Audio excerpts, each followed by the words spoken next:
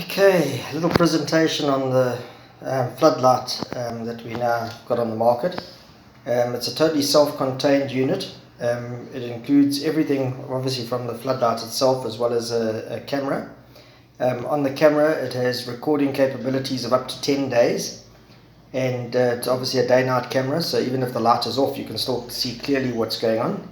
And it has a built-in router with Wi-Fi connectivity, which you can connect multiple cameras to, and you don't need internet or anything wherever you install the camera, and all you literally need to install this camera is 220 volts. If you have a look here at the back, you'll see there is a little control box there, which is for the cell switch to turn it on and off from your cell phone, and you'll see the power cable is literally just the two wires going to a plug over there. So the first thing I'm going to do is I'm going to just demonstrate how to turn it on and off, and to do that I'm going to use another cell phone over here, and let me just log in there, and let me switch apps to the EWLink app. Okay, this is the application which will turn the light on and off. I'm just waiting for it to connect.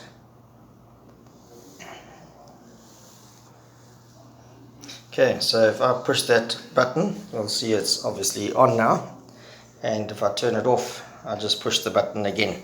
Now the EWLink app, this controller called a Sabre cell switch, also has a lot of other functionality, so I'm just going to run through that quickly.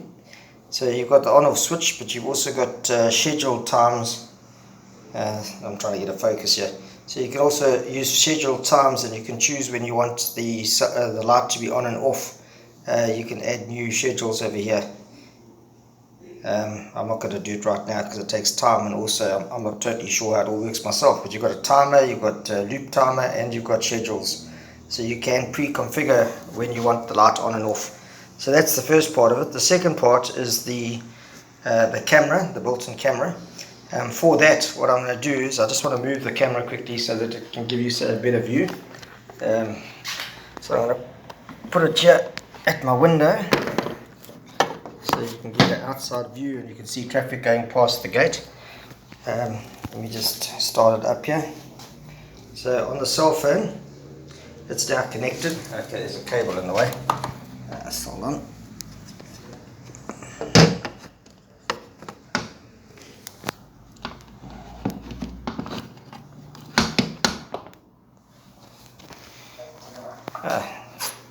There's still a bit of a blur there from the cable, but I'm not going to worry too much. Hold on a sec.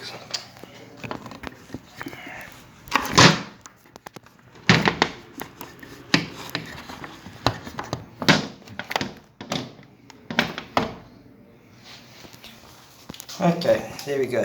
Now we've got a decent picture. Okay, now remembering all of this is recording. I've just locked the phone. This is what happens when you do live presentations. Okay, so I'm going to make it full screen. Now, just to tell you, there is audio as well. So if I shout at the camera or make a noise, you can hear it coming through on the phone as well as history. You can go back and look at history. As I said, up to 10 days. So if I go here, you'll see that you can move across here, and wherever you see the dark areas, that's where there's been movement, and you can watch it from that point.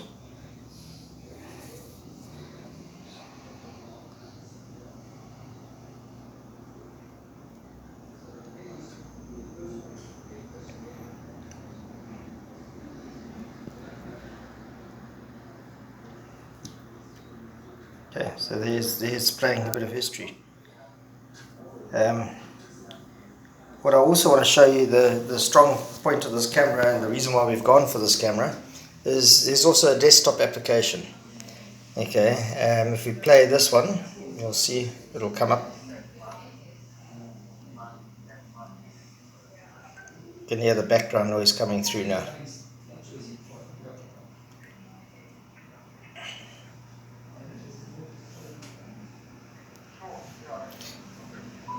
Okay, so there's the computer view of the same thing, or the desktop view I should say. And there's the quality of the image. And you can change at the bottom here between SD and HD as far as quality goes. But to save on bandwidth, I generally just use HD. And here you can see the history and the recording as well, that you can go back and play back on. Okay, the only other thing I would like to mention is that it's a completely DIY product.